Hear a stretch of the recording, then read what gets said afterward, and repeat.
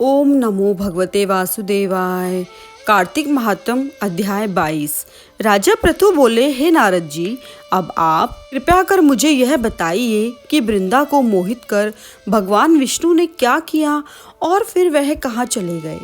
तब नारद जी ने कहा, जब देवता स्तुति कर मौन हो गए तब भगवान शंकर ने सब देवताओं को प्रसन्न होकर कहा, हे ब्रह्मा आदि देवताओं, जलंधर तो मेरा ही अंश था।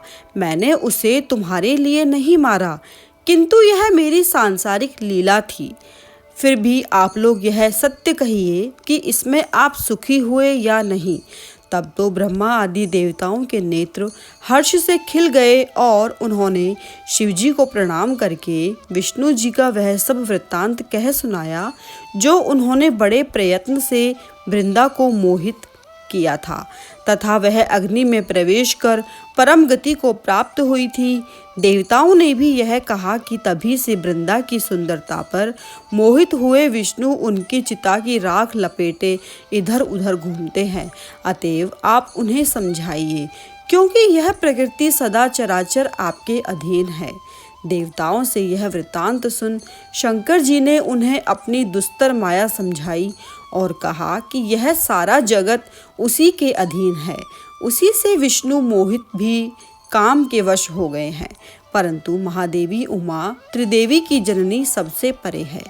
वह मूल प्रकृति परम मनोहर और वही गिरिजा भी कहलाती है। अतएव विष्णु का मोह दूर करने के लिए आप सब उनकी शरण में जाइए। यदि वह प्रसन्न हो जाएगी तो आपका सब कार्य हो जाएगा। भगवान शंकर की आज्ञा से सब देवता मूल प्रकृति को प्रसन्न करने चले। उनके स्थान पर पहुंचकर उनकी बड़ी स्तुति की। तब आकाशवाणी हुई, हे देवताओं, मैं 3 प्रकार से तीनों गणों से पृथक होकर स्थित होती हूँ। सत्य गण से गौरी, रजोगुण से ज्योति रूप हूँ। अतएव अब आप लोग मेरी रक्षा से यदि सादर उन देवियों के पास जाओ तो वह तुम्हारे सब मनोरथों को पूर्ण कर देगी। यह वाणी सुनकर देवताओं के नेत्र खुल गए।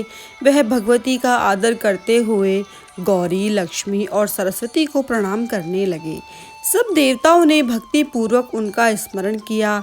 सब देवियां प्रकट हो गईं।